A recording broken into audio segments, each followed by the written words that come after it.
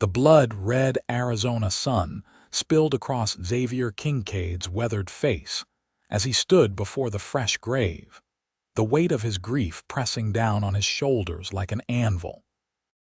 His calloused fingers clutched the brim of his hat, knuckles white with tension as the preacher's final words faded into the hot, dusty air. Two young boys, 5-year-old Samuel and 3-year-old Thomas, clung to his legs, their small faces streaked with tears they didn't fully understand. It was 1878, and the frontier town of Delta, Arizona, had claimed another soul to typhoid fever. Delilah Kincaid, his beloved wife of 7 years, was gone. "Pa," Samuel tugged at his father's dusty black trousers. "When's Ma coming back?" Xavier swallowed hard, his throat constricting around words he didn't want to speak. "She ain't coming back, son." He knelt down, placing a hand on each boy's shoulder. "But she's watching over us from heaven now." The townsfolk of Delta slowly dispersed, offering solemn nods and quiet condolences as they left the small cemetery. Xavier remained rooted to the spot, his mind replaying every moment of Alina's final days, the fever that wouldn't break, her once vibrant eyes growing dimmer, the promises he'd made to care for their sons. "Xavier." Sheriff Miller approached, his badge catching the late afternoon light. "My wife's prepared some supper for you and the boys. You shouldn't be alone tonight." Xavier nodded mechanically. "Much obliged, Bill." His voice sounded foreign to his own ears. "We'll be along shortly." After the sheriff departed, Xavier stood in silence with his sons, watching as the gravediggers completed their work. Each shovelful of dirt that fell on Alina's pine coffin felt like it was burying a piece of his heart. When the last of the earth was tamped down, he led his boys away, their small boots kicking up dust as they walked hand in hand toward town. That night, after putting his exhausted sons to bed in the sheriff's spare room, Xavier stepped onto the porch, a glass of whiskey trembling in his hand. The vast canopy of stars overhead seemed cold and distant, just like the future stretching before him. "I don't know how to do this without you, Ellie," he whispered to the night. "How do I raise our boys alone?" The only answer came from the coyotes howling in the distant hills. The next morning, Xavier rose before dawn, his eyes red-rimmed from sleeplessness. He dressed quietly, prepared to face the first day of his new life as a widower, a life he never wanted but had no choice but to accept. Sheriff Miller found him at the kitchen table, staring into a cup of black coffee. "Got a letter for you," he said, placing an envelope on the table. "Came in yesterday. From your brother in Texas, I reckon." Xavier broke the seal and unfolded the paper. His brother James had written from their family ranch near Austin, offering condolences and a proposition. Bring the boys to Texas where they'd have family, stability, and the chance to grow up on the prosperous Kincaid cattle ranch. By noon, Xavier had made his decision. There was nothing left for him in Delta, only memories that cut like knives and a small ranch he could barely manage with 2 young boys in tow. He would take his sons to Texas, to start anew where the ghost of Alina didn't haunt every corner. 2 days later, the Kincaid family's wagon rolled east, carrying everything they owned. Xavier didn't look back at the small grave on the hill. He couldn't. Instead, he fixed his eyes on the horizon and hardened his heart against anything but the welfare of his sons. "Pa, I'm hungry," Samuel complained from the wagon bed where he sat with his younger brother. "We'll stop soon, son." Xavier's voice was firm but gentle. "Just a few more miles to that creek ahead." As the wagon creaked along the rutted trail, Xavier made himself a silent promise. He would live for his sons. They would be his reason for waking each morning, his purpose. Love, the kind he'd shared with Alina, was behind him now, buried in that lonely grave in Delta. The journey to Texas took nearly 3 weeks, each mile putting distance between Xavier and his grief. The boys grew restless in the wagon, but Xavier found ways to keep them occupied, teaching them to identify animal tracks, letting them help make camp, telling them stories of their Kincaid grandparents whom they'd never met. By the time they reached the sprawling Kincaid ranch outside Austin, Samuel and Thomas had grown accustomed to their father's quiet strength, and Xavier had built walls around his heart that seemed impenetrable. James Kincaid greeted them at the main house, his familiar face so like Xavier's but unmarked by the same deep sorrow breaking into a wide smile. "Brother," he said, embracing Xavier tightly, "welcome home."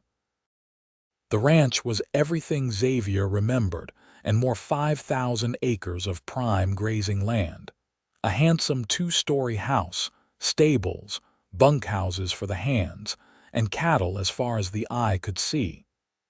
It was prosperity and security for his sons, exactly what he'd hoped to find. "Boys," James said, crouching down to greet his nephews, "I'm your Uncle James. Last time I saw you two, you were just babies, but now look at you fine young cowboys in the making."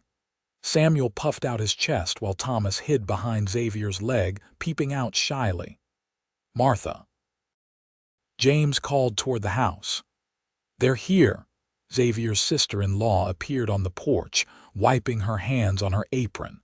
Her kind face lit up at the sight of the travel-worn family. Come in, come in. Supper's almost ready, and I've prepared rooms for all of you." That night, after a hearty meal and the boys' first bath in weeks, Xavier sat on the porch with his brother, both nursing glasses of good Kentucky bourbon. "I'm sorry about Alina," James said softly. "She was a fine woman." Xavier nodded, the familiar pain lancing through him. "The best." "The boys will thrive here," James continued, "and you'll find your footing again, brother." Xavier stared out at the darkened landscape. "I'm not looking to find anything for myself, James. I'm here for my sons. That's all." James studied him over the rim of his glass but didn't press. He knew his brother well enough to recognize the steel in his voice. "Well, whenever you're ready, there's plenty of work to be done. This ranch is as much yours as it is mine. Pa made sure of that in his will, even though you chose to head west." "I'll pull my weight," Xavier assured him. "And I'll teach the boys to do the same as they grow." The next morning marked the beginning of Xavier's new life at the Kincaid Ranch. He rose early, checked on his sleeping sons, and made his way to the stables where James was already saddling horses. "Thought we'd ride the north pasture today," James said. "Got some new stock I want to show you." The familiar rhythm of ranch work was a balm to Xavier's troubled mind. The physical labor mending fences, branding calves, breaking horses left him too exhausted to dwell on his loss. At night, he'd listen to his sons' prayers, tuck them into bed and collapse into dreamless sleep, only to rise and repeat the cycle the next day. Months passed, and the boys settled into ranch life with the adaptability of youth. Samuel took to riding like he was born in the saddle, while Thomas revealed a gentle way with animals that reminded Xavier painfully of Alina. The resemblance was there in other ways too. Thomas had her eyes, and Samuel her stubborn chin. Every time Xavier looked at them, he saw pieces of the woman he'd loved and lost. "Uncle James says I can have my own calf to raise," Samuel announced at supper one evening, nearly a year after their arrival. "That's so?" Xavier asked, trying to summon enthusiasm. "That's a big responsibility." "I can do it, Pa. I'm 6 now," Xavier nodded. "I reckon you can at that." Later, after the boys were asleep, Martha found Xavier on the porch, staring at the stars as he often did. "They're good boys, Xavier," she said, wrapping her shawl tightly against the night chill. "You should be proud." "I am. But they need more than pride. They need their father truly present." Xavier turned to her, his expression guarded. "I'm here every day." "Your body is," she agreed gently. But the rest of you, the part that laughs and hopes and loves, that's still back in Arizona, isn't it?" Xavier didn't answer, but Martha hadn't expected him to. She patted his arm and returned to the warmth of the house, leaving him alone with thoughts he'd been avoiding for months. The seasons turned, and 1 year became 2, then 3. The boys grew taller, stronger, their childish features beginning to shape into the men they would become. Xavier watched their transformation with a mixture of pride and quiet sadness, knowing Alina would never see it. In the spring of 1881, James received word that a cattle buyer from Chicago would be arriving to negotiate for a significant portion of their herd. Such a sale could mean expansion for the ranch, more land, better breeding stock, improvements to the house and outbuildings. "We need to make a good impression," James told Xavier as they inspected the prime steers they planned to offer. "This could put Kincaid Ranch on the map." Xavier nodded, understanding the importance. "The boys and I can clean up the east pasture, makes a better approach to the house." For the next 2 weeks, the entire ranch was a flurry of activity. Martha scrubbed the house from top to bottom, while the hands repaired fences and groomed the cattle destined for sale. Xavier worked from dawn to dusk, often falling into bed still wearing his boots. On the appointed day, a carriage arrived carrying not one but 2 visitors: Harold Winters, the cattle buyer from Chicago, and his assistant, a young woman who stepped down from the carriage with graceful confidence. "Kincaid," Winters called out, shaking James's hand vigorously. "Fine place you have here. Allow me to introduce my assistant, Miss Delilah Northcott." Xavier, who had been standing slightly behind his brother, felt his breath catch as the woman turned toward them. She was perhaps 30, with chestnut hair neatly pinned beneath a practical hat and intelligent green eyes that assessed the ranch with obvious interest. "Mr. Kincaid," she said, extending her gloved hand to James. "A pleasure to finally meet after our correspondence." "The pleasure is mine," James replied. "And this is my brother, Xavier Kincaid, co-owner of the ranch." Those green eyes shifted to Xavier, and he found himself suddenly conscious of his dusty clothes and unshaven face. "Mr. Kincaid," she said, her voice carrying a slight musical lilt. Xavier touched the brim of his hat. "Madam."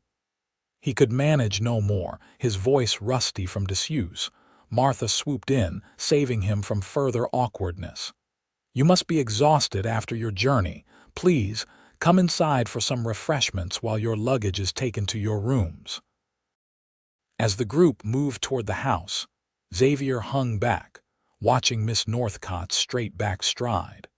Something about her had unsettled him, a feeling he couldn't name and didn't welcome. Over supper that evening, Xavier learned that Delilah Northcott was more than a mere assistant. She was Harold Winters' business partner, handling the books and contracts for their cattle brokerage. "Miss Northcott has a head for figures that puts most men to shame," Winters explained, clearly proud of his protégé. "Lost my own daughter in the war, and Miss Northcott here stepped in to help with the business when I was at my lowest. Don't know what I'd do without her now." Delilah smiled modestly. "Mr. Winters exaggerates. I simply enjoy the work." "A woman in business," James remarked. "That's rather unusual, isn't it?" "Perhaps," she acknowledged. "But the world is changing, Mr. Kincaid. There are opportunities now that didn't exist before the war." Xavier, who had been silently eating his meal, found himself studying her with grudging respect. She spoke with a quiet authority that commanded attention without demanding it. "And what do you think of Texas cattle compared to the herds you've seen up north?" he asked suddenly, surprising even himself with the question. Delilah turned those perceptive eyes to him. "I think Texas Longhorns have an undeserved reputation for being difficult. They're hardy, intelligent animals that have adapted perfectly to their environment, Rather admirable, actually. A ghost of a smile touched Xavier's lips before he could suppress it. Most folks just see the horns and get scared off. Most folks don't look beyond the obvious, she replied, holding his gaze a moment longer than necessary. The business negotiations began in earnest the next morning. Xavier, normally content to let James handle such matters, found himself taking an active interest. He listened as Delilah outlined their proposal, impressed by her thorough understanding of the cattle market. "You're offering below market value," he pointed out during a pause in the discussion. Winters looked annoyed, but Delilah nodded. "Yes, but we're offering to purchase twice the number you initially advertised and will cover all transportation costs to the railhead at Fort Worth." "That's still not enough," Xavier countered, ignoring James's warning glance. "These are prime breeding stock, not trail-worn steers." A smile played at the corners of Delilah's mouth. "What would you consider fair, Mr. Kincaid?" Xavier named a figure that made Winters cough in surprise. Delilah didn't flinch. Instead, she made a counter-offer that split the difference. "Plus an option on next year's calves at the same rate," Xavier added. Delilah considered for a moment, then nodded. "Agreed, provided the quality remains consistent." The negotiations concluded with a handshake, and James clapped Xavier on the shoulder as they left the study. "I haven't seen you that engaged in years, brother." Xavier shrugged uncomfortably. "Just protecting our interests." But later, as he watched Delilah from the corral where he was breaking a spirited bay, he knew it was more than that. Something about her had sparked a part of him he'd thought dead and buried the part that could recognize a worthy adversary, that could admire intelligence and spirit. It was nothing romantic, he assured himself. He'd buried those feelings with a leaner. This was merely professional respect for a shrewd businesswoman.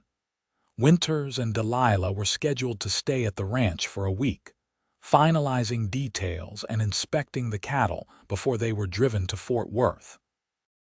During that time, Xavier found himself increasingly in Delilah's company, often answering her questions about ranching operations or showing her different parts of the property.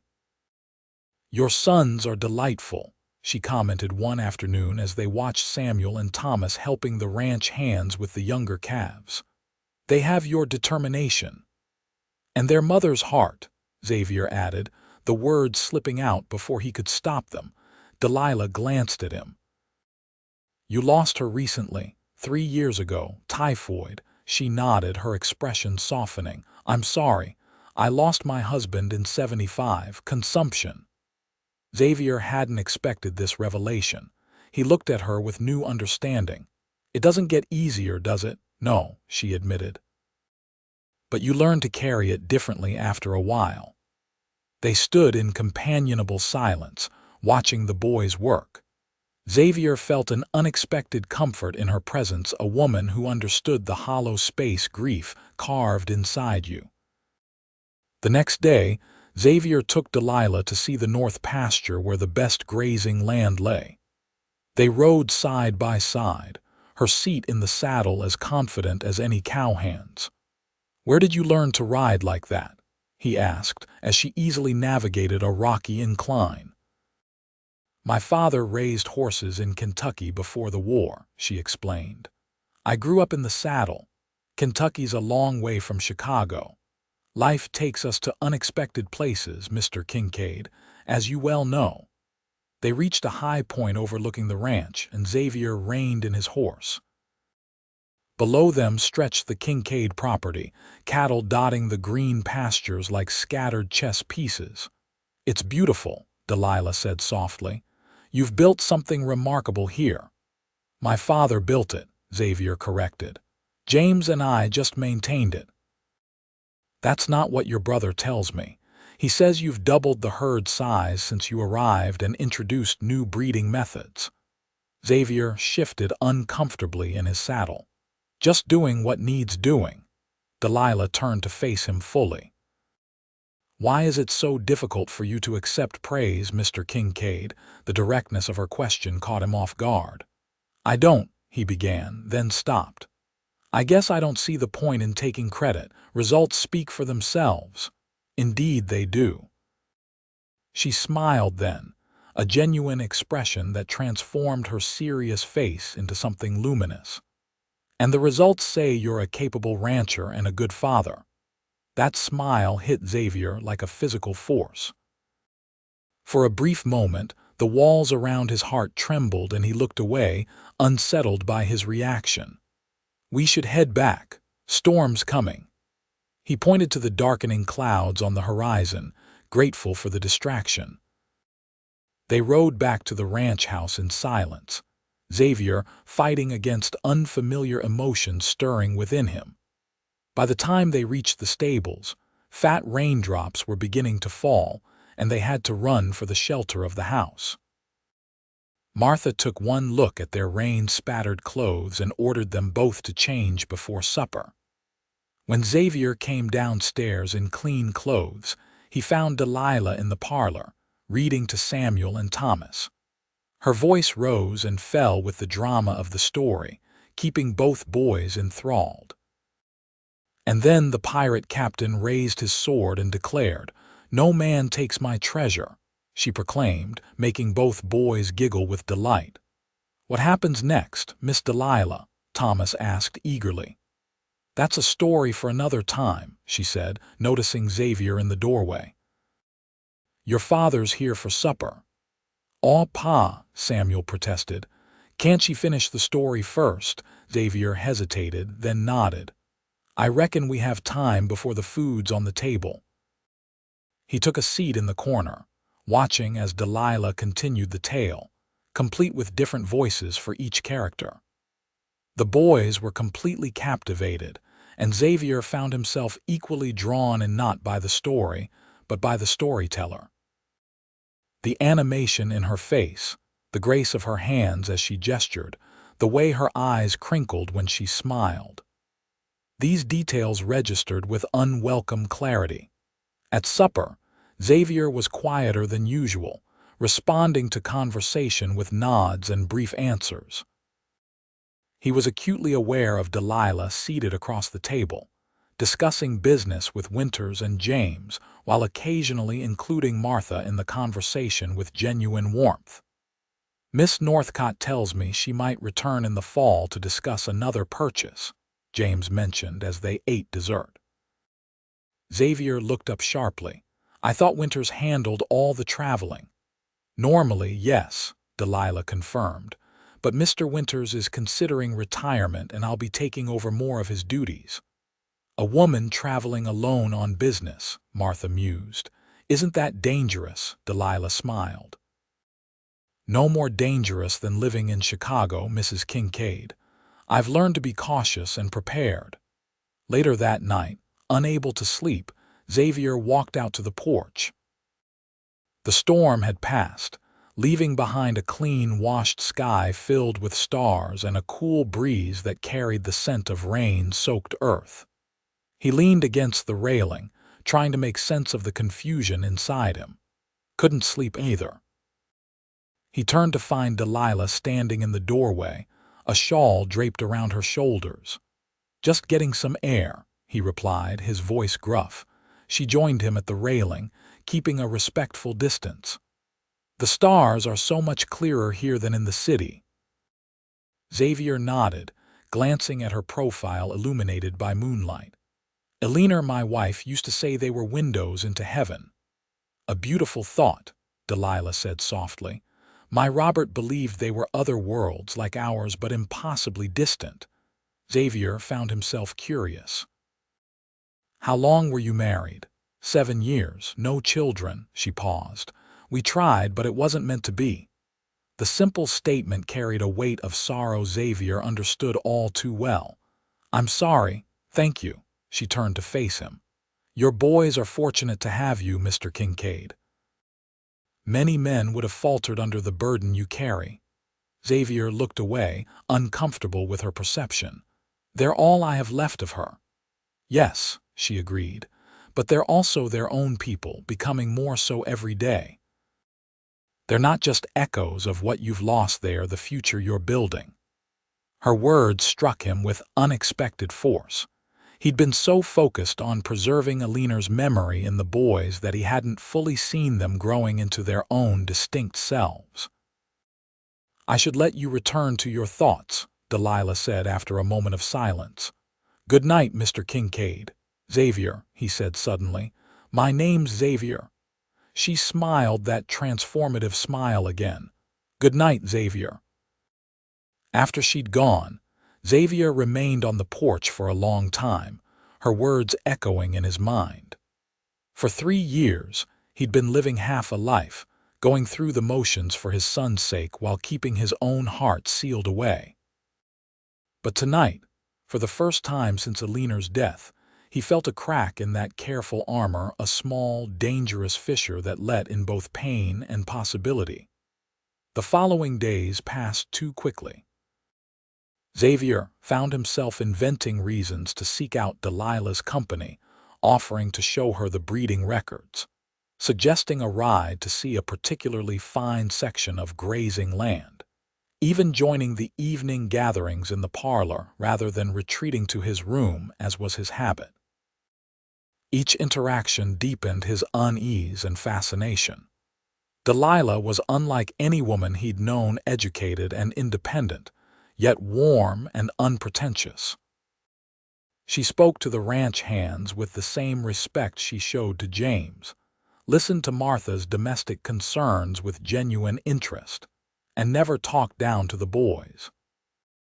And sometimes, when she thought no one was watching, a shadow would cross her face, a fleeting melancholy that Xavier recognized as the mark of someone who had known profound loss.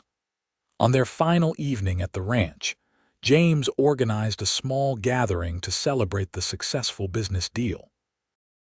The local doctor and his wife attended, along with the banker from town and a few neighboring ranchers.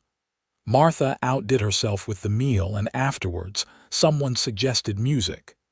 "Miss Northcott," the banker's wife urged, "do you play the piano? We've heard you're quite accomplished." Delilah demurred at first, but eventually allowed herself to be persuaded. She sat at the old piano in the corner of the parlor, her fingers hovering over the keys for a moment, before beginning a lively folk tune that soon had everyone tapping their feet. Xavier stood in the doorway, nursing a glass of whiskey and watching her. The music transformed her, just as her smile did, revealing layers beneath her businesslike exterior. When she finished the first piece to enthusiastic applause, she paused, then began something softer, more melancholic. It was a tune Xavier recognized, Barbara Allen, an old ballad Aliner used to hum while doing housework. The familiar melody struck him like a physical blow. He set down his glass and slipped outside, needing air and space away from the bittersweet memories the song evoked. He was standing by the corral, staring unseeing at the horses, when he heard footsteps approaching. "I've upset you," Delilah said, coming to stand beside him. "I apologize." Xavier shook his head. "Not your fault. That song," he couldn't continue. "It was hers," Delilah guessed softly. "Your wife's song," he nodded, not trusting his voice. "Grief ambushes us in the strangest moments," she said. "A song, a scent, a particular quality of light, and suddenly there with us again, so vividly it hurts to breathe." Xavier looked at her then, truly looked, and saw the understanding in her eyes. "Does it ever stop?" "No," she said honestly. "But eventually, those moments bring comfort along with the pain. They become precious rather than unbearable." They stood in silence for a time, the muted sounds of the party drifting from the house. "We leave tomorrow," Delilah said finally. "Early." Xavier felt an unexpected pang at her words. "Safe travels, then." "Thank you." She hesitated, then added, "I'll return in October for the fall calves, as we discussed." October was 5 months away. Xavier nodded, trying to ignore the irrational relief he felt knowing he would see her again. "We'll have the paperwork ready." Delilah studied him for a moment, then impulsively offered her hand. "Until October, Xavier Kincaid." He took her hand, surprisingly small in his calloused grip. "Until October, Delilah Northcott." In the morning, Xavier made sure he was busy with chores when Winters and Delilah departed. He told himself it was because goodbyes were pointless, she would return in the fall, but the truth was more complicated. He wasn't ready to examine the feelings her visit had stirred, the unwelcome awakening of emotions he'd thought forever dormant. As the weeks passed, life on the ranch continued its familiar rhythm. Spring roundup gave way to the heat of summer, and the boys thrived under the Texas sun, growing taller and stronger with each passing day. Samuel, now 8, had begun accompanying Xavier and the hands on short cattle drives, proudly riding his own pony. Thomas, at 6, preferred helping Martha with her vegetable garden and collecting eggs from the henhouse. Xavier threw himself into ranch work with renewed vigor, expanding operations and implementing new breeding programs. James remarked more than once on his brother's increased energy and engagement. "Whatever lit a fire under you, I'm grateful for it," he said one evening as they reviewed the ranch accounts. "You've done more in the last few months than in the previous year." Xavier just shrugged, unwilling to examine his motivations too closely. But at night, alone in his room, he found himself thinking of Delilah, her insightful comments, her graceful movements, the understanding in her eyes when she spoke of grief. It had been so long since he'd connected with anyone on that level, since he'd allowed himself to see a woman as anything more than Samuel and Thomas's dead mother. The guilt was immediate and overwhelming. It felt like betrayal of a leaner, of his vow to live only for his sons, of the careful emotional balance he'd maintained for 3 years. Yet when Martha mentioned casually one morning that October wasn't far off, Xavier couldn't deny the quickening of his pulse or the way his thoughts immediately turned to Delilah's promised return. September brought an unexpected challenge. Thomas fell ill with a high fever that the local doctor struggled to diagnose. For 3 terrifying days, Xavier barely left his son's bedside, watching helplessly as the boy battled the mysterious ailment. "Pa," Thomas whispered on the second night, his small face flushed with fever. "Am I going to see Mama in heaven?" Xavier's heart constricted with fear. "No, son," he said firmly, squeezing the boy's hot hand. "You're staying right here with me and Samuel and Uncle James and Aunt Martha." "But what if God wants me to go?" Xavier swallowed hard. "Then I'll just have to argue with him because I need you here." His voice broke on the last word. Thomas drifted back to sleep, and Xavier bowed his head, praying with an intensity he hadn't felt since Alina's final days. He couldn't lose another person he loved. He just couldn't. On the morning of the 4th day, Thomas's fever broke. The doctor, making his daily visit, pronounced it a childhood inflammation that had run its course. Xavier nearly collapsed with relief. That evening, after Thomas had eaten his first proper meal in days and fallen into a natural sleep, Xavier sat alone on the porch, emotionally and physically exhausted. The stars overhead reminded him of his conversation with Delilah months earlier, and he found himself wishing she were there to talk to. She would understand the particular terror of nearly losing someone you loved, the way it stripped away all pretenses and laid bare the heart's deepest attachments. The realization startled him. When had Delilah Northcott become someone he turned to, even in his thoughts, for comfort and understanding? October arrived with cooler weather and the promised visit from Chicago. This time, Delilah came alone, explaining that Mr. Winters had indeed retired, leaving her in charge of the business.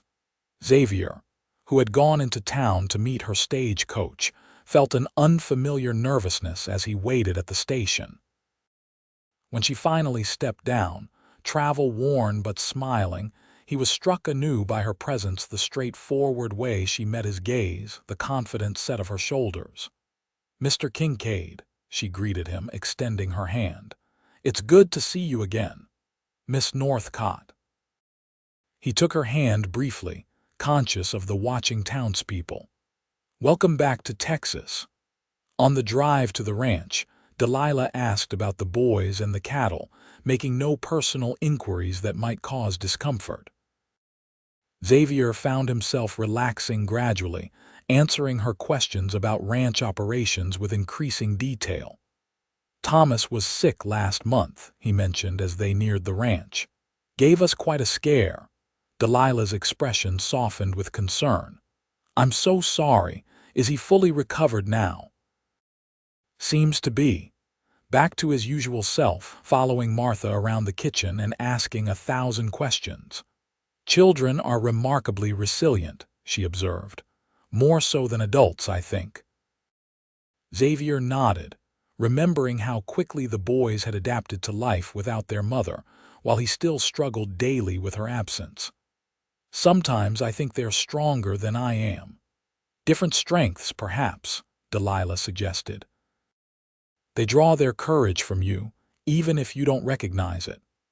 The 5 days of Delilah's visit passed in a blur of business discussions, inspections of the fall calves, and contract signings. Xavier found himself seeking her company whenever possible, volunteering to show her the improvements made to the ranch since spring. The boys, especially Thomas, were delighted by her return. They vied for her attention at mealtimes, eager to tell her about their adventures and accomplishments. Delilah listened with genuine interest, asking questions that made them feel important and understood. On her final evening, Xavier found her in the parlor after supper, writing in a small notebook. The boys had been put to bed, and James and Martha had retired early, leaving them alone. "Business notes?" he asked, gesturing to her writing. She closed the book with a smile. "No, actually, I've kept a journal since I was a girl. It helps me make sense of things." Xavier sat in the chair opposite her. "What things need making sense of tonight?" "Oh, many things," she said lightly. "Business prospects, the changing seasons, the curious effect of Texas air on a city dweller's constitution." Her playful tone made him smile, a genuine expression that felt unfamiliar on his face. "And what effect would that be?" "It makes one contemplative," she replied, studying him with those perceptive green eyes. "Thoughtful about the past and future alike." Xavier nodded, understanding her meaning. There was something about the vast Texas landscape that encouraged introspection, the endless sky, the sense of possibility in the open spaces. "I've been doing some thinking myself," he admitted, surprising himself with the confession. "About?" He hesitated, then said carefully, "About what you said in the spring, that my sons aren't just echoes of what I've lost, but people becoming themselves."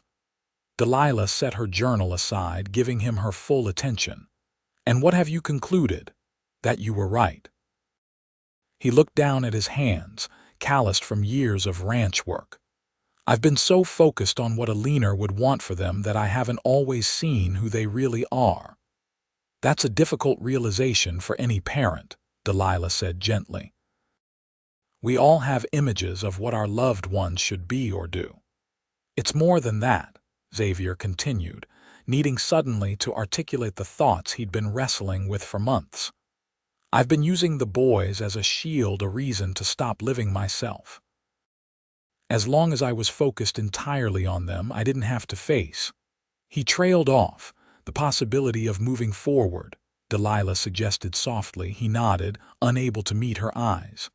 "It felt like betrayal, still does sometimes." Delilah was quiet for a long moment.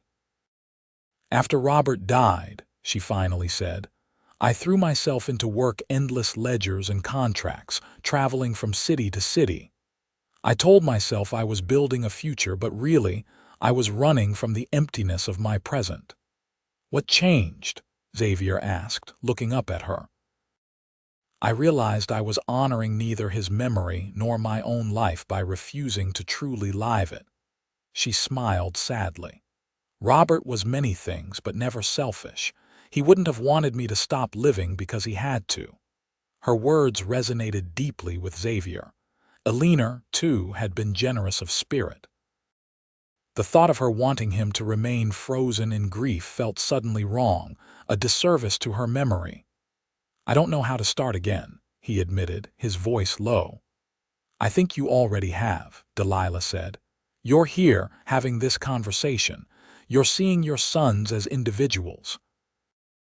You're allowing yourself to question the walls you've built. Xavier looked at her then, really looked, and felt something shift inside him, a loosening of the tight band that had constricted his heart for 3 long years. Thank you, he said simply. Delilah nodded, understanding in her eyes. It's late, and I have an early stage to catch. She rose, gathering her journal. Good night, Xavier. This time, when she left in the morning, Xavier was there to see her off. They exchanged no meaningful words, just a formal handshake and business pleasantries. But something had changed between them, a connection forged through shared understanding and mutual respect. As the stagecoach disappeared down the road, Xavier felt both loss and anticipation. She would return in the spring for another cattle purchase. The thought gave him a sense of future that had been absent from his life for too long. Winter descended on the ranch with unusual severity that year. Snow blanketed the pastures, and the cattle huddled together for warmth. Xavier and James worked tirelessly to ensure the herd's survival, breaking ice on water troughs and distributing extra feed. The holiday season brought its own challenges. Christmas had been Eleanor's favorite time, and the boys' excitement only highlighted her absence. Yet Xavier found himself more able to participate in the festivities than in previous years, helping Martha decorate the house and taking the boys to cut a pine tree from the North Ridge. On Christmas Eve, after the boys had hung their stockings and gone to bed vibrating with excitement, Xavier sat by the fire, a letter in his hands.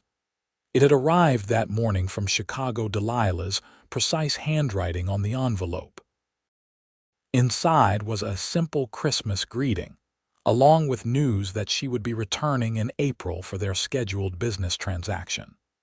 She'd included small gifts for the boys' books about adventure and exploration that she thought they might enjoy.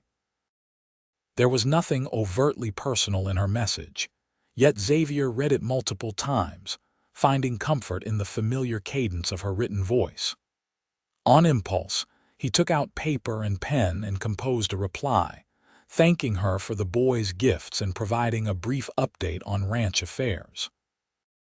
Before he could reconsider, he added a final paragraph. Your words last October have stayed with me through these winter months. The boys asked me yesterday if their mother could see them from heaven, and for the first time, I was able to answer without that crushing weight of grief. Progress, I suppose, though the road remains long. I find myself looking forward to spring for the calving season, of course, but also for the opportunity to continue our conversations. He signed it simply, Xavier, and sealed it before he could change his mind. The new year brought more changes. Xavier began taking a more active role in the boys' education, reading with them in the evenings and teaching them practical mathematics through ranch accounts. He made an effort to nurture their individual interests, Samuel's passion for horses and Thomas's curiosity about the natural world. He also began joining the occasional social gathering in town, accompanying James and Martha to church suppers and community dances. He didn't participate much, but his presence was noted by the townsfolk who had grown accustomed to his absence. "Widow Carson was asking after you," James mentioned casually after one such event. "Seems to think you might be interested in her apple preserves recipe." Xavier shot his brother a warning look. "Don't start, James. Just an observation," James said innocently. "Though she is a fine-looking woman with a prosperous farm." "I'm not interested." James studied him thoughtfully. "No, I don't suppose you are. Not in Sarah Carson, anyway." Xavier changed the subject abruptly, but his brother's implication lingered. Was his interest in Delilah so transparent? And what exactly was that interest? Friendship? Understanding? Or something deeper he wasn't ready to name? The exchange of letters continued through the winter months, business correspondence primarily, with carefully worded personal notes included. Xavier learned that Delilah had expanded her cattle brokerage to include operations in Missouri and Kansas. She, in turn, heard about the unusually harsh winter and the ranch's plans for spring recovery. By the time April arrived, Xavier had developed a clear picture of Delilah's life in Chicago, her small but comfortable home, her business challenges, her involvement with a charity that helped war widows. He'd shared more of himself than he had with anyone since Alina's death, finding it easier to express certain thoughts in writing than in person. When the day of her arrival finally came, Xavier was uncharacteristically nervous. He checked and rechecked the calves selected for sale, adjusted his usually haphazard appearance, and snapped at her ranch hand who misplaced some paperwork. "You're acting like a schoolboy before his first dance," James observed, amused. "She's seen the ranch before, brother. And you." Xavier ignored him, focusing on final preparations. Delilah arrived on the afternoon stage, looking travel-weary but pleased to be back in Texas. Xavier met her in town, taking her carpet bag and helping her into the wagon. "The ranch looks good," she commented as they approached the property.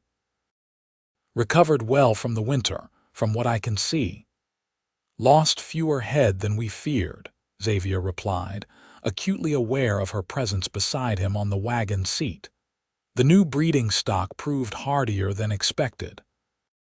Their conversation remained carefully neutral until they reached the house, where Martha greeted Delilah warmly and the boys came running from their chores to welcome her. "Miss Delilah, did you bring more books?" Thomas asked eagerly. "Thomas," Xavier admonished, "Miss Northcott just arrived. Let her get settled before you start making demands." Delilah laughed, a sound that seemed to brighten the spring afternoon. "It's quite all right. And yes, Thomas, I did bring books, one for each of you." The boys cheered, and Xavier felt himself smiling at their enthusiasm.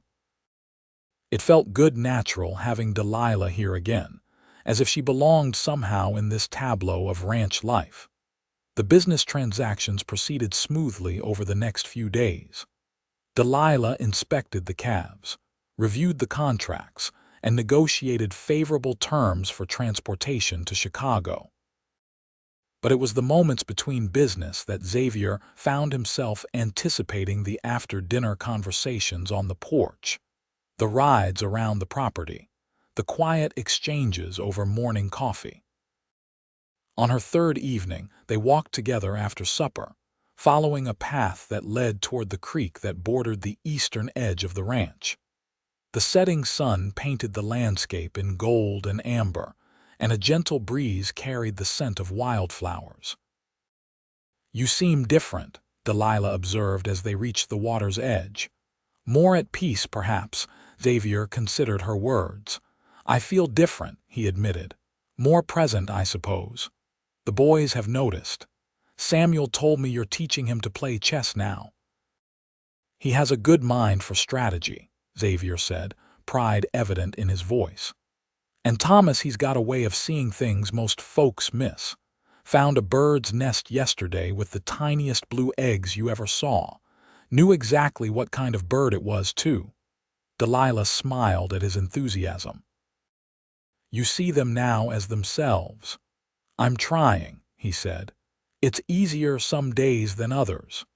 They stood side by side, watching the creek water ripple over stones.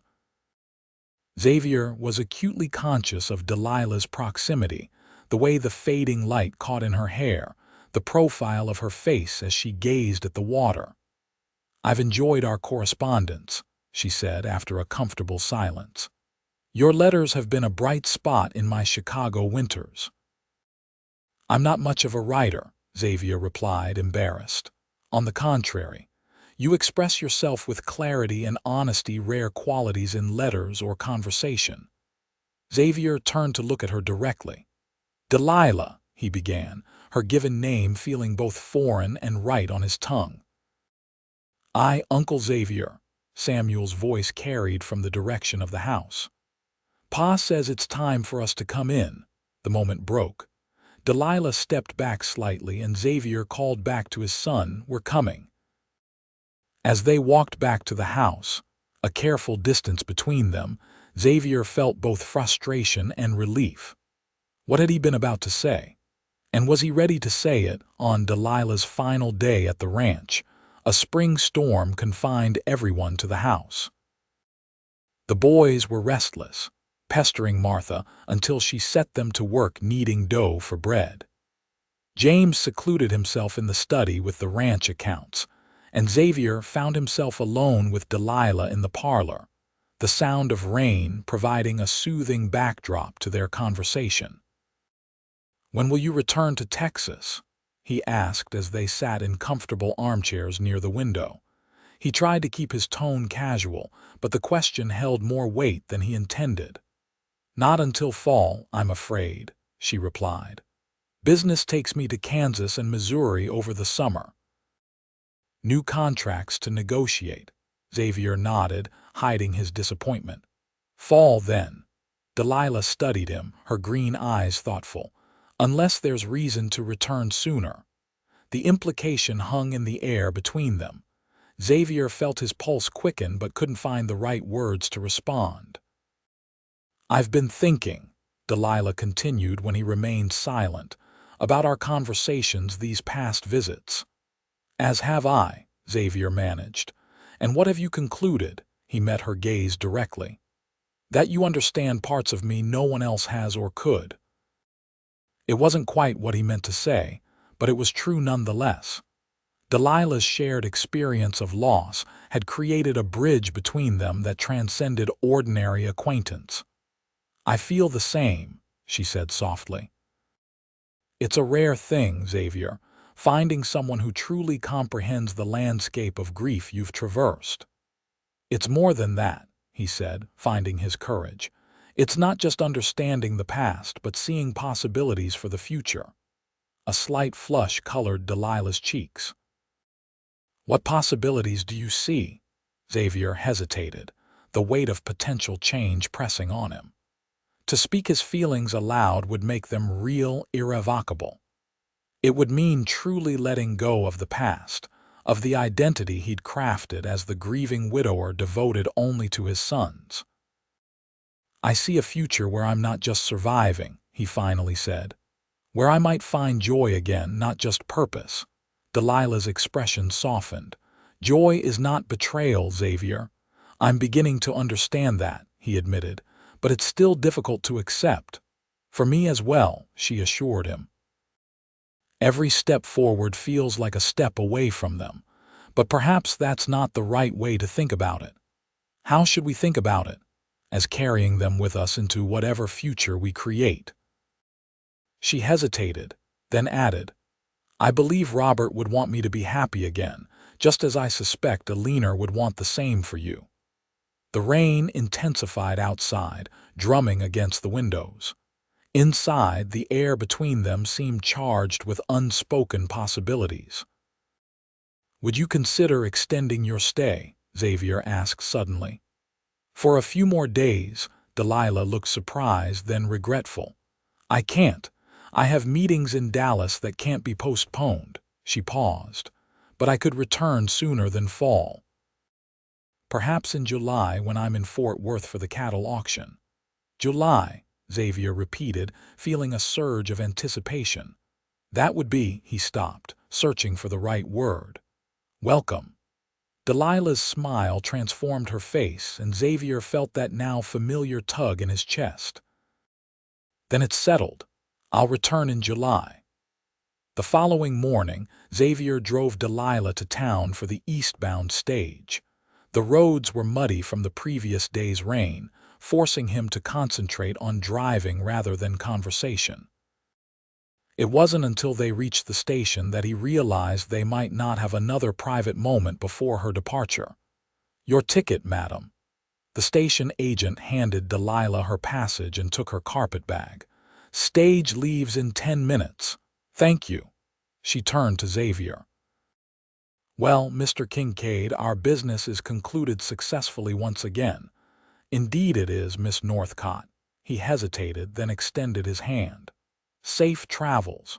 She took his hand, and for a brief moment they stood connected in the bustle of the station.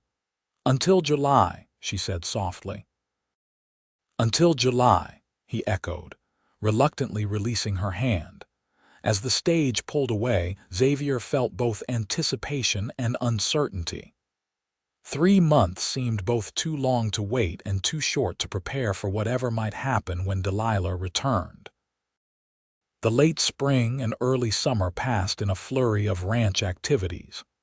Cattle drives, fence mending, and training new horses kept Xavier physically exhausted, which helped manage his restless thoughts. The correspondence with Delilah continued, their letters growing gradually more personal, though both maintained a careful restraint. In late June, an unexpected visitor arrived at the ranch. Harold Winters, Delilah's former partner, now officially retired but still interested in the cattle business. "Just passing through on my way to California," he explained as he joined the family for supper. "Thought I'd stop and see how the Kincaid operation was progressing." Xavier, while polite, found himself watching the older man carefully. "Will Miss Northcott be joining you, Delilah?" Winters shook his head. "No, she's in Kansas City negotiating a major contract, doing remarkably well on her own, better than when I was holding the reins, if I'm honest." "She mentioned she'd be in Fort Worth next month," Xavier said, trying to sound casual. Winters's shrewd eyes assessed him. "Yes, for the cattle auction. She seems quite taken with Texas visits more often than strictly necessary for business, I'd say." James coughed into his napkin, and Martha quickly changed the subject to Winters's California plans. Xavier, however, caught the knowing look the older man sent his way and realized his interest in Delilah might be more transparent than he'd thought. After Winters departed the next day, James cornered Xavier in the stable. "You're sweet on her, aren't you? The Northcott woman." Xavier busied himself with adjusting a saddle strap. "She's a business associate, who you write to weekly and whose visits have you acting like a different man entirely." James leaned against a stall door, arms crossed. "It's not a criticism, Xavier. If anything, it's a relief to see you interested in something besides cattle and those boys." Xavier sighed, abandoning the pretense. "I don't know what I feel exactly. It's been so long since," he broke off. "Since a leaner," James finished gently. "Brother, it's been 3 years. No one would think less of you for finding happiness again. It's not that simple. Of course it isn't. Nothing worth having ever is." James straightened up. "But consider this. Those boys deserve to see their father truly living, not just existing, and you deserve more than half a life." Xavier had no answer to that, but his brother's words stayed with him in the weeks leading up to Delilah's promised July visit. When the day finally arrived, Xavier sent one of the ranch hands to meet her stage, explaining that pressing work kept him at the ranch. The truth was more complicated. A sudden nervousness had overtaken him, a fear that the connection he felt through their letters and previous visits might not translate to this new, more personal context. He was in the corral, working with a spirited mare, when the wagon returned.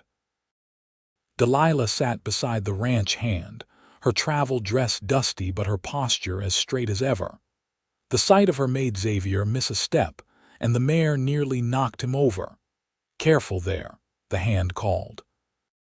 "Hate to have to explain to Miss Northcott why the boss got himself trampled on her account." Xavier shot the man a warning look, then approached the wagon. "Miss Northcott, welcome back to the Kincaid Ranch." Delilah's smile was warm but reserved. "Mr. Kincaid, I hope I'm not interrupting important work." "Nothing that can't wait." He offered his hand to help her down from the wagon, acutely aware of her fingers in his. "How was your journey?" "Hot and dusty, but otherwise uneventful." She looked around. "The ranch looks prosperous." "We've had good rainfall this summer," he explained, walking beside her toward the house. "Makes all the difference." Their conversation remained politely impersonal until they reached the house, where Martha greeted Delilah warmly and showed her to the guest room. The boys were off with James checking fence lines but would return for supper. By evening, some of Xavier's nervousness had abated. Delilah, freshly changed and rested from her journey, joined the family for a meal that Martha had made especially elaborate for their guest. The conversation flowed easily, with James and Martha carrying much of it, allowing Xavier to observe Delilah without being obvious. She looked well, her skin lightly tanned from her travels, her eyes bright with intelligence. She wore a simple but elegant dress in a shade of blue that complemented her chestnut hair. Xavier found himself noticing details he'd previously overlooked: the graceful movement of her hands as she spoke, the slight dimple in her left cheek when she smiled. After supper, as was their custom, the family moved to the porch to enjoy the cooler evening air. James and Martha excused themselves early, taking the tired boys to bed and leaving Xavier and Delilah alone beneath the star-filled Texas sky. "You're quiet tonight," Delilah observed after a comfortable silence. "Is everything all right?" Xavier nodded. "Just thinking." "About," he turned to face her. "About how different you seem here compared to my memories." Delilah raised an eyebrow. "Different how? More real," he admitted. "In your absence, I find myself constructing an image of you that doesn't quite capture the whole." A smile played at the corners of her mouth. "And is the reality a disappointment?" "No," he said softly, "just more complex, more human." "I'll take that as a compliment," she replied, her eyes holding his. "And I might say the same of you. Your letters reveal a thoughtful, introspective man that doesn't always show in your everyday manner." "I've never been good with words," Xavier admitted. "Not spoken ones, anyway. Sometimes actions communicate more clearly than words ever could." The statement hung in the air between them, charged with possibility. Xavier felt the walls he'd built around his heart, walls that had been slowly crumbling for months, weaken further. "Delilah," he began, his voice low, "I've been thinking a lot about what you said in April about joy not being betrayal." She nodded, her expression softening. "And what have you concluded?" "That you're right." He moved slightly closer to her on the porch swing. "That Alina would want me to live fully, not just survive. That the boys deserve to see that life can contain joy even after great loss." "Those are powerful realizations," Delilah said softly. "They've led me to another realization," Xavier continued, finding courage in her receptive gaze. "That I care for you, Delilah. More than as a friend or business associate."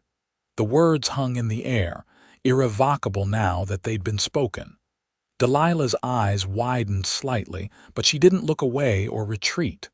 "I've struggled with these feelings," he admitted. "Questioned whether they're real or just a reaction to finding someone who understands what I've experienced." "And," she prompted when he paused, and I've realized it's both. You understand me because you've walked a similar path, but what I feel goes beyond that understanding." He took a deep breath. "I admire your strength, your intelligence, your kindness to my sons. I find myself thinking of you when you're not here and looking forward to your letters more than I can say." Delilah's composed expression softened, vulnerability replacing her usual self-possession. "I've had similar thoughts," she confessed, "and similar doubts. Is it you I care for, or the idea of connection after so much loneliness?" "Perhaps the question isn't either/or," Xavier suggested. "Perhaps it's both." She nodded slowly. "I care for you too, Xavier. More than I intended to, certainly more than would be prudent for a businesswoman who values her independence." Xavier felt a surge of both joy and trepidation at her admission. "Where does that leave us?" "I don't know," she answered honestly. "My life is in Chicago, yours is here. And we both carry ghosts that can't be easily set aside." "No," he agreed, "but perhaps they don't have to be set aside, just given a different place in our lives." Delilah studied him thoughtfully. "You've changed since we first met. For the better, I hope. Definitely for the better." She smiled, that transformative expression that never failed to catch his breath. "You were half alive then, going through motions. Now there's a light in your eyes again." Xavier reached for her hand, covering it with his own. "You helped rekindle that light, Delilah. Your letters, your visits, your understanding, they've been a lifeline I didn't know I needed." Her fingers curled around his, warm and sure. "As you have been for me. I've built a successful business, created a comfortable life, but it was empty in many ways. Your letters brought color back to a world that had become rather gray." They sat together in the gathering darkness, hands entwined, the night sounds of the ranch creating a peaceful backdrop to this new understanding between them. Neither pushed for more definitions or declarations. It was enough for now to acknowledge what had been growing between them for months. The next morning, Xavier woke early, his mind clearer than it had been in years. The conversation with Delilah had shifted something fundamental within him, not erasing his love for Alina, but allowing space for new possibilities alongside those cherished memories. At breakfast, he caught Delilah's eye across the table, and the small smile she gave him confirmed that last night had not been a dream or misunderstanding. Something had changed between them, something real and promising. "I thought we might ride out to see the North Pasture today," he suggested as they finished their meal. "The wildflowers are spectacular this time of year." "I'd like that," Delilah agreed. An hour later, they rode side by side across the ranch, the summer sun warm on their backs. Xavier pointed out landmarks and shared stories of the land's history, while Delilah asked thoughtful questions that revealed her genuine interest. When they reached a hilltop overlooking a valley carpeted with bluebonnets and Indian paintbrush, they dismounted to enjoy the view. Standing beside Delilah, Xavier felt a peace he'd thought forever lost to him. "It's beautiful," she murmured, gazing at the colorful landscape. "So different from Chicago." "Do you miss the city?" he asked. She considered the question. "Parts of it. The theaters, the libraries, certain conveniences. But there's something about this land that speaks to me." She turned to him. "Or perhaps it's the people on it." Xavier smiled, feeling lighter than he had in years. "Specific people, I hope." "Very specific," she confirmed, her eyes holding his. The moment stretched between them, filled with unspoken possibilities. Then, with a courage born of newfound clarity, Xavier stepped closer and gently cupped her face in his hands. "May I?" he asked softly. Delilah's answer was to close the distance between them, her lips meeting his in a kiss that was both tender and certain. Xavier felt the last of his reservations dissolve as he held her close, the scent of wildflowers surrounding them and the Texas sun warming their embrace. When they finally parted, Delilah's eyes were bright with emotion. "That was," she began. "Overdue," Xavier finished, a smile spreading across his face. She laughed, the sound carrying across the valley. "Yes, I suppose it was." They stayed on the hilltop for hours, talking more openly than ever before. Xavier shared stories of Alina that he'd kept locked away for years, not just her death, but her life, her humor, her dreams for their sons. Delilah spoke of Robert, his passion for astronomy, his gentle nature, the plans they'd made together before illness claimed him. For the first time, Xavier found that speaking of Alina brought comfort rather than just pain. And hearing about Robert helped him understand the woman Delilah had become shaped by love and loss, just as he had been. "The boys will be wondering where we are," Xavier finally said as the sun began its westward descent. Delilah nodded but made no move to leave. "Xavier, before we go back, I need to be clear about something." His heart quickened with sudden apprehension. "What is it?" "My life is in Chicago," she said carefully. "My business, my home, my obligations. I can't simply abandon them." Xavier nodded, a weight settling in his chest. "I understand." "But," she continued, taking his hand, "I find myself increasingly drawn to Texas, to this ranch, to you and your sons." Hope rekindled in his eyes. "What are you saying?" "I'm saying that I want to explore what's between us, but we need to be practical about the challenges." She squeezed his hand, distance being chief among them. Xavier considered her words. "I could visit Chicago," he suggested, "and you could come here more often, not just for business." "It would mean months apart," she warned. "We've managed that already," he pointed out, "and we have letters." Delilah smiled. "Yes, we do have those." She looked out over the valley, then back at him. "It won't be easy." "The things most worth having rarely are," Xavier said, echoing his brother's words. "But I know that you're worth any challenge, Delilah Northcott." The ride back to the ranch was companionable, both of them comfortable with the understanding they'd reached. They would take things slowly, navigate the complications of distance and different lives, but move forward together. During the remaining days of Delilah's visit, a new ease developed between them.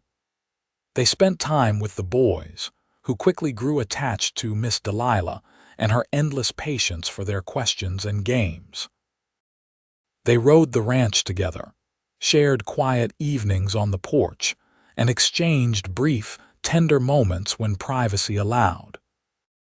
James and Martha observed the blossoming relationship with approving eyes, tactfully providing opportunities for Xavier and Delilah to be alone while ensuring propriety was maintained. On Delilah's final evening, after the boys were in bed, Xavier walked with her in the moonlit garden Martha had cultivated behind the house.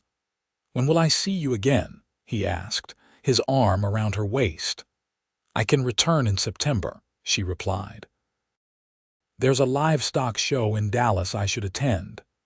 "September," he echoed. 2 months. "It will pass quickly," she assured him, though her tone suggested she was trying to convince herself as much as him. Xavier stopped walking and turned to face her. "Delilah, I want you to know how much these days have meant to me, how much you mean to me." In the silvery moonlight, her face was both vulnerable and resolute. "And you to me, Xavier, more than I can properly express." He kissed her then, a promise sealed under the Texas stars. When they parted, both knew that something profound had shifted. Life would never be the same for either of them. The following morning, Xavier drove Delilah to the stagecoach station himself, the boys accompanying them to say goodbye. Thomas presented her with a carefully drawn picture of the ranch, while Samuel gave her a small wooden horse he'd carved under his uncle's guidance. "I'll treasure these," Delilah assured them, tucking the gifts carefully into her carpet bag. "And I'll return before the first frost, I promise." When the stage was called, Xavier helped her aboard, then leaned in for a last brief word. "I'll write tomorrow," he promised. "And I'll answer as soon as I receive it," she replied, her eyes conveying what couldn't be said in such a public setting. As the stage pulled away, Thomas slipped his small hand into Xavier's. "Miss Delilah makes you smile, Pa," he observed innocently. Xavier looked down at his younger son, surprised by his perception. "Yes, son, I suppose she does. Mama would like that," Thomas continued with childish certainty. "She always told me and Samuel to smile, even when things were sad." Xavier felt his throat tighten with emotion. "Your mama was a wise woman," he managed. "So is Miss Delilah," Samuel added, not to be outdone by his brother. "She knows all about stars and horses, and even how to make a perfect paper boat." Xavier laughed, ruffling his elder son's hair. "She's pretty special, all right." The boys chattered about Delilah all the way back to the ranch, and Xavier found himself listening with a full heart. Somehow, his sons had accepted this new presence in their lives with the simple wisdom of children, seeing joy where he had feared complications. That night, after the boys were asleep, Xavier sat at his desk and began a letter to Delilah. The words flowed easily, thoughts and feelings he'd kept contained for years finding release on the paper. "I watch my sons sleeping, and for the first time in 3 years, I look to the future with anticipation rather than dread," he wrote. "You've awakened something in me I thought was buried forever, not just the capacity for love, but for joy, for hope, for seeing beauty in the world again. For that gift alone, I would be eternally grateful. But you've given me so much more." The letter continued for pages, the most open and heartfelt he'd ever written. When he finally signed it and sealed the envelope, Xavier felt a sense of rightness, of stepping forward into a future bright with promise. The following weeks passed in a rhythm of work and waiting ranch chores during the day, letters to and from Chicago in between. Xavier found himself sharing more of his feelings with James and Martha, who offered support and practical advice about the challenges of a long-distance courtship. "You could marry her, you know," James said one evening as they reviewed the books. "Bring her here to the ranch permanently." Xavier looked up sharply. "It's too soon for that kind of talk." "Is it?" James raised an eyebrow. "You're not getting any younger, brother, and those boys need a mother." "They had a mother," Xavier replied, a reflexive defensiveness in his tone. "Yes, they did," James agreed gently. "A wonderful one who would want them and you to be happy again." Xavier was silent for a long moment. "I have thought about it," he finally admitted. "But Delilah has her business, her independence. I can't ask her to give that up." "Have you asked what she wants? Or are you deciding for her?" The question struck home.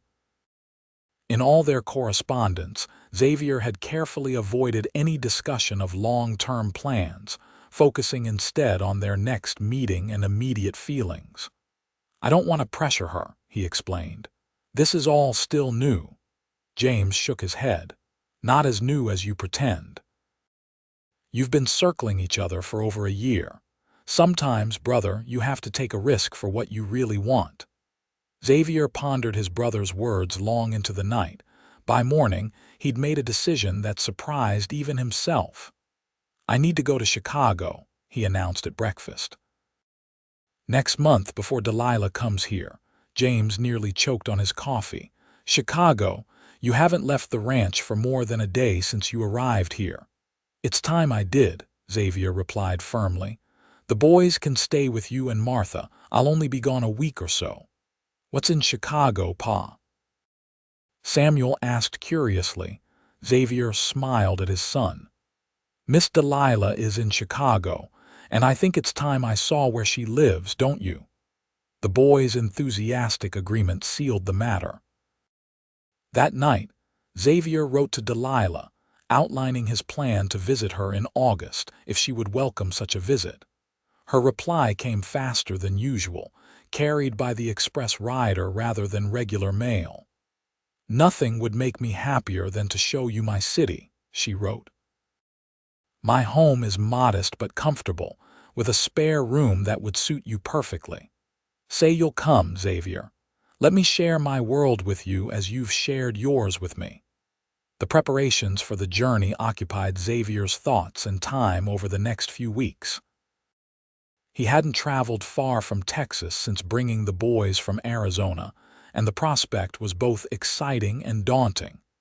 "You'll need proper clothes," Martha insisted, examining his limited wardrobe with dismay. "Chicago isn't Delta, Xavier. You can't call on a lady in ranch wear." A trip to Austin yielded a new suit, shirts and boots more suited to city streets than cattle pastures. James teased him mercilessly about his transformation, but Xavier endured it good-naturedly. The truth was, he wanted to make Delilah proud, to fit into her world as she had adapted to his. The day before his departure, Xavier took the boys fishing at the creek, a favorite activity that always led to open conversation. "Are you going to marry Miss Delilah?" Samuel asked as they sat on the bank, lines dangling in the water. Xavier nearly dropped his fishing pole. "What makes you ask that, son?" Samuel shrugged. "Billy Watson's pa got married again after his ma died. He said sometimes that happens." Xavier considered how to respond. "Would it bother you if I did? Not right away," he added hastily, "but someday." Both boys were quiet for a moment, considering the question with serious expressions that made them look older than their years. "I like Miss Delilah," Thomas finally said.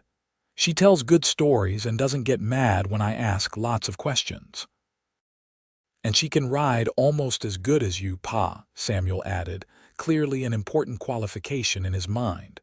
"But she's not Mama," Thomas continued, a small furrow appearing between his brows. Xavier put an arm around his younger son. "No, she's not Mama. No one could ever replace your Mama, Thomas. She'll always be your mother and she'll always be in our hearts." "But Miss Delilah makes you happy," Samuel observed. "You smile a lot when she's here." "Yes," Xavier admitted. "She does make me happy." "Then I think Mama would say it's okay," Thomas declared with the simple logic of a child. "She always wanted everyone to be happy." Xavier hugged both boys close, overcome with emotion. "You two are the wisest cowboys in all of Texas, you know that." The fishing expedition yielded more honest conversation than fish, but Xavier counted it as one of the most important afternoons he'd spent with his sons. They had given their blessing in their own way, removing one of the final barriers holding him back. The journey to Chicago was long and tiring, with multiple train changes and uncomfortable accommodations. By the time Xavier arrived at the bustling Chicago station, he was dusty, disheveled, and questioning the wisdom of his impulsive trip. But then he saw her Delilah standing on the platform, scanning the arriving passengers. She wore a blue dress he hadn't seen before, and her hair was arranged more formally than the practical style she adopted for ranch visits. She looked sophisticated and utterly at home in this urban setting, and for a moment, Xavier felt out of place despite his new clothes. Then she spotted him, and her face transformed with that smile that never failed to warm him from within. She moved toward him through the crowd and all his doubts vanished. This was right. This was where he needed to be. "Xavier," she greeted him, her eyes bright with pleasure. "Welcome to Chicago." He set down his traveling bag and took both her hands in his, propriety be damned. "Delilah, you're a sight for sore eyes." A cab took them through the busy streets to Delilah's home, a neat brownstone in a respectable neighborhood not far from the business district. Inside, Xavier discovered a space that perfectly reflected its owner. Elegant but practical, with bookshelves lining the walls and simple, quality furnishings arranged for comfort. "It's smaller than your ranch house," she said, watching his reaction, "but it suits me well enough." "It's perfect," he assured her, already feeling at ease. "Just like its owner." The week that followed was a revelation for Xavier.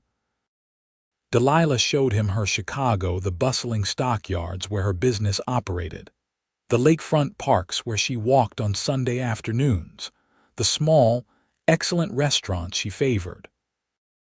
They attended a theatrical performance, visited the impressive public library, and spent hours in conversation that ranged from childhood memories to future dreams. Xavier met Delilah's friends and business associates, all of whom regarded him with curiosity and eventually approval. He saw her in her element, respected, competent, independent, and his admiration for her only grew. On his fifth evening in Chicago, they dined at Delilah's home, a meal she prepared herself despite her protests that she was no Martha Kincaid in the kitchen. "It's delicious," Xavier assured her, enjoying the simple but well-prepared roast and vegetables. The boys would approve, especially Thomas, who's developed quite discerning tastes lately. "I've missed them," Delilah admitted, surprising herself with the realization. "Their energy, their questions, even their occasional squabbles." Xavier smiled. "They've missed you too. Thomas made me promise to describe everything in Chicago so he could draw pictures when I return." After dinner, they sat in Delilah's small parlor, the gas lamps casting a warm glow over the comfortable room.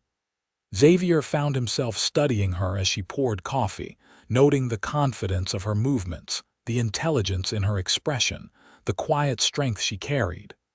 "What is it?" she asked, catching his gaze. "I was just thinking how well you fit here," he replied honestly. "How respected you are, how successfully you've built your life." A shadow crossed her face. "Are you having doubts about us, Xavier?" "No," he said quickly. "The opposite, actually. I'm more certain than ever of my feelings for you, but I'm also more aware of what I might be asking you to give up."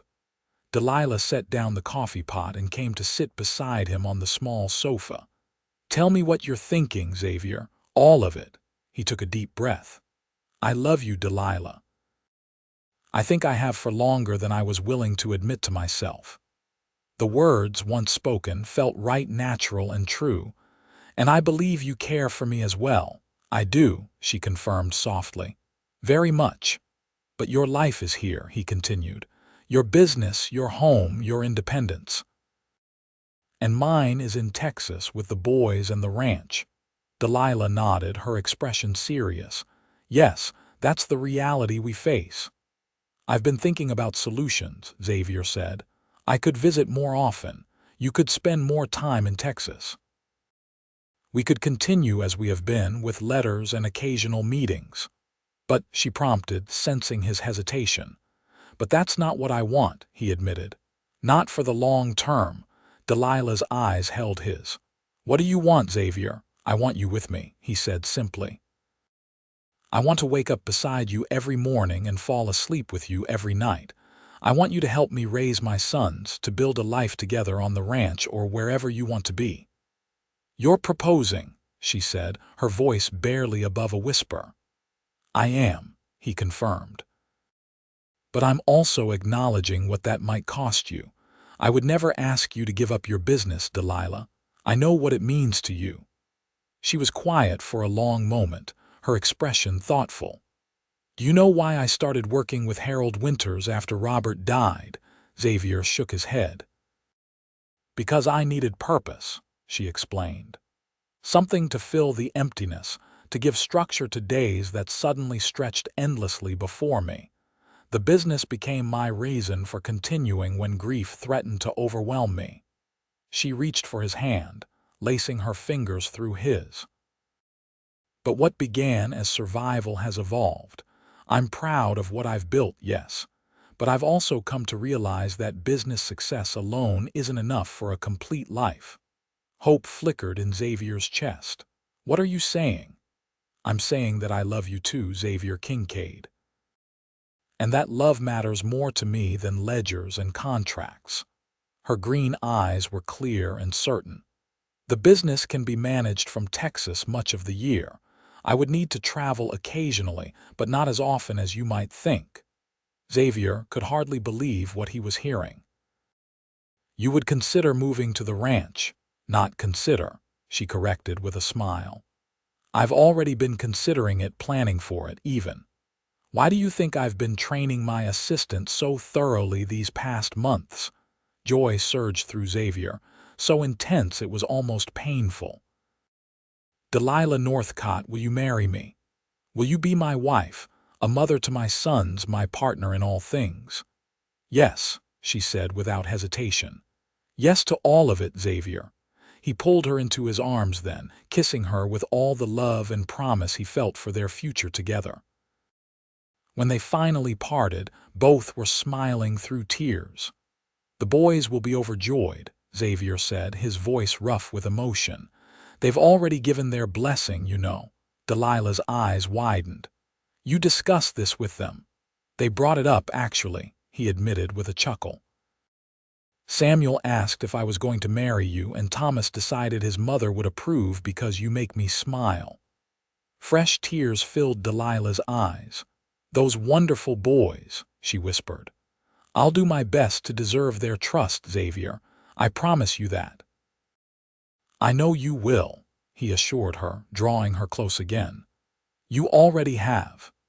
Xavier extended his stay in Chicago by another week, during which they made preliminary plans for their future.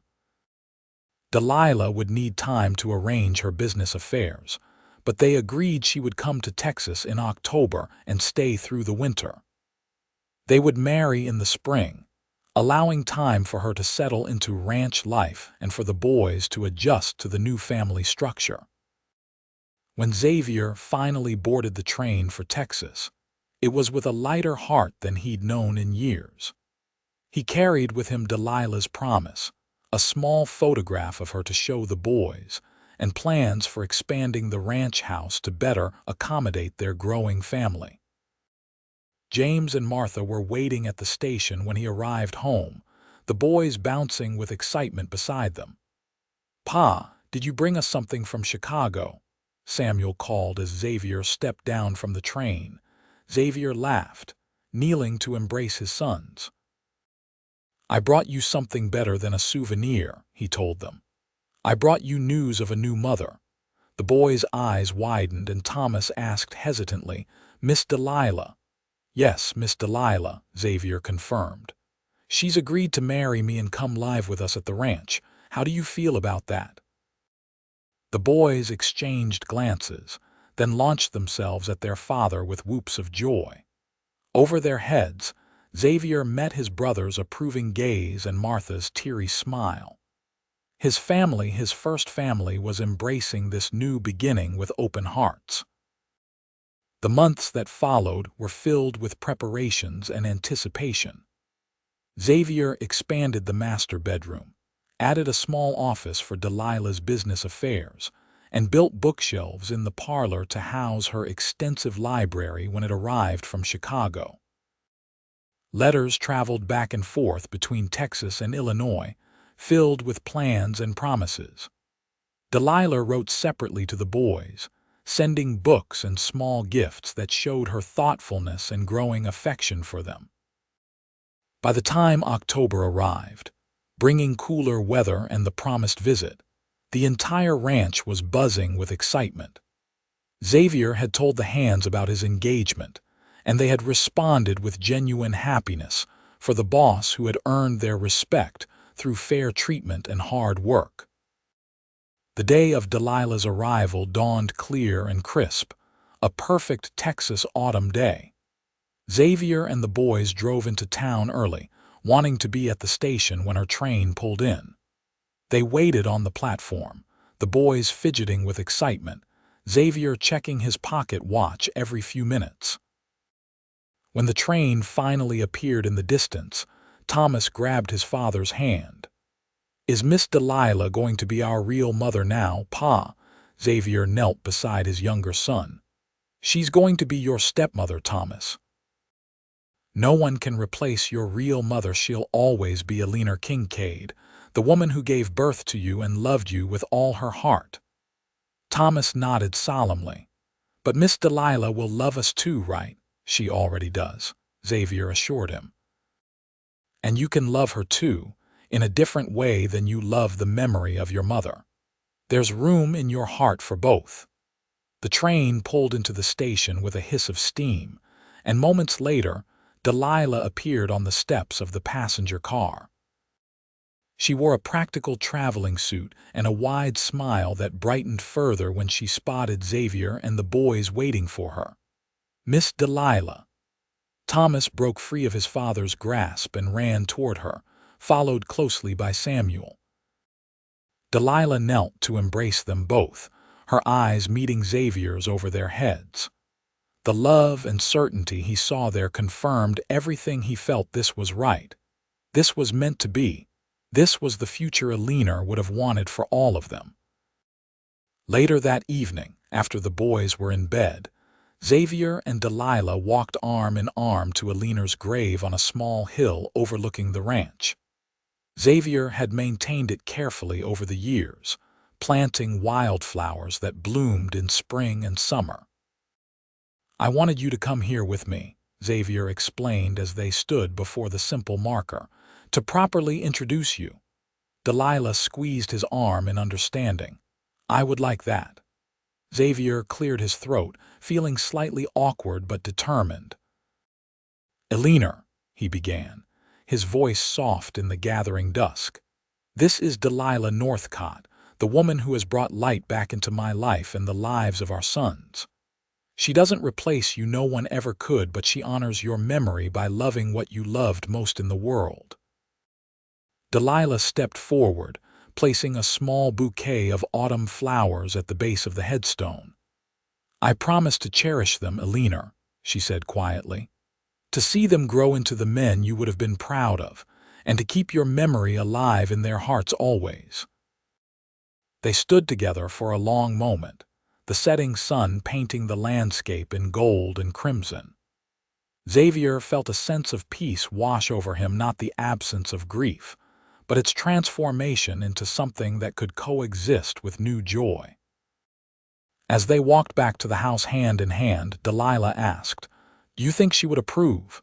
"Truly," Xavier considered the question seriously. "Xavier loved life fiercely," he finally said. "She believed in embracing joy whenever it appeared, in finding beauty even in difficult circumstances. She would want the boys to grow up in a home filled with love and laughter." He squeezed Delilah's hand. "So yes, I believe she would approve of you, of us, with her whole heart." The winter months passed swiftly as Delilah integrated herself into ranch life. She divided her time between managing her business affairs by mail and telegraph, learning the operations of the ranch, and building relationships with the boys. By Christmas, Thomas had begun calling her Mama Delilah, a compromise that acknowledged both his birth mother and the new maternal figure in his life.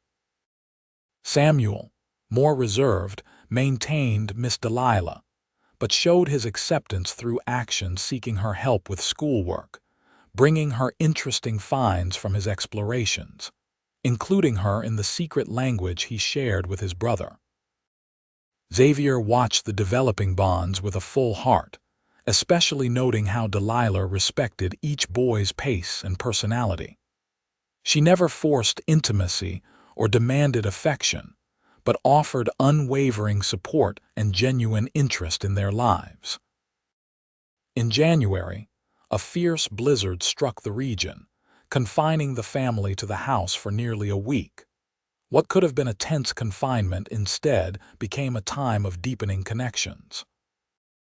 Delilah taught the boys to make paper snowflakes and shadow puppets, read to them for hours from her collection of books, and involved them in baking bread and cookies when supplies ran low. On the third night of the storm, with wind howling around the eaves and snow piling against the windows, Xavier found Delilah in the parlor after the boys were asleep. She sat near the fire, a shawl around her shoulders, writing in her journal, documenting the great blizzard of '82. He asked, settling beside her. She smiled, closing the book. Actually, I was making wedding plans. Spring will be here before we know it. Xavier took her hand, still amazed that this remarkable woman had chosen to share his life. Any particular month you fancy for becoming Mrs. Kincaid? April, she said decisively. When the wildflowers are blooming on the hillsides. April it is, he agreed, bringing her hand to his lips, though I find myself wishing it were sooner. Delilah's eyes sparkled with humor and affection. Patience, Mr. Kincaid. Good things come to those who wait. I've waited 3 years to feel this way again, he reminded her softly, to believe in a future worth planning for. She leaned against him, her head on his shoulder. As have I, but a few more months will only sweeten the anticipation. Xavier put his arm around her, drawing her closer. Outside, the storm continued its assault, but within the walls of the ranch house, all was warmth and certainty and love. As promised, they married in April 1882, with wildflowers blanketing the Texas hills and a gentle breeze carrying the scent of new growth. The ceremony took place at the ranch, with James officiating by special arrangement with the local minister. Samuel and Thomas stood proudly beside their father, scrubbed clean and dressed in new suits for the occasion. Delilah wore a simple gown of ivory silk, her chestnut hair crowned with a circlet of bluebonnets and Indian paintbrush. When Xavier saw her walking toward him across the ranch yard, sunlight turning her hair to fire and determination in her every step, he felt his heart expand with love so powerful it nearly brought him to his knees. The vows they exchanged were traditional but personally meaningful, each word spoken with clear conviction. When James pronounced them husband and wife, Xavier gathered Delilah in his arms and kissed her with all the promise of their shared future. The celebration that followed was joyous and unpretentious, ranch hands and townspeople mingling freely, music and laughter filling the air, food and drink flowing generously. As evening approached, Xavier found a moment alone with his new wife on the porch of what was now truly their home.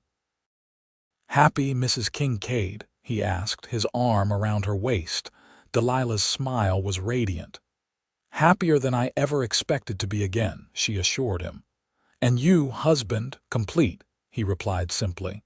"For the first time in years I feel whole again." She leaned into his embrace, both of them watching the sunset paint the land in shades of gold and amber. Their life together was just beginning, but Xavier knew with bone-deep certainty that whatever challenges they faced, they would meet them together stronger for having known grief, wiser for having experienced loss, and infinitely grateful for the second chance they had found in each other's arms. In the years that followed, the Kincaid Ranch prospered under their joint stewardship. Delilah's business acumen complemented Xavier's practical ranching knowledge, allowing them to expand operations and improve breeding stock. The boys thrived with 2 loving parents guiding them, Samuel developing into a skilled horseman with dreams of his own ranch someday, Thomas showing an aptitude for medicine that would eventually lead him to medical school in Boston. And in the spring of 1883, the family welcomed a daughter, Eleanor Delilah Kincaid, named for the 2 strong women who had shaped her father's life. As Xavier held his infant daughter, with his sons peering curiously at their new sister and his wife looking on with tired joy, he felt the full circle of life's journey from devastating loss to unexpected renewal, from grief's dark valley to love's sunlit peaks.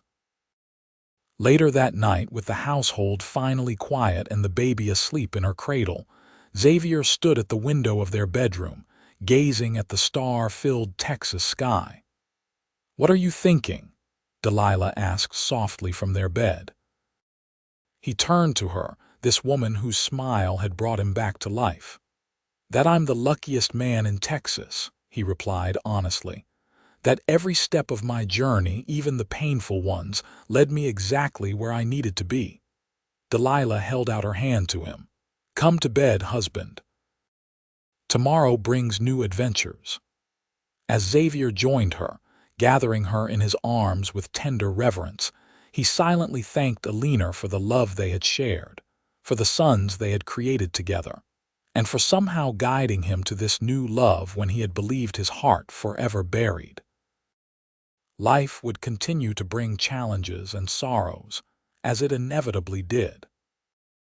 But Xavier Kincaid had learned that the human heart, properly tended, could heal and grow and love again, stronger for having been broken, wiser for understanding grief's terrain, and infinitely more appreciative of joy's precious, transformative power.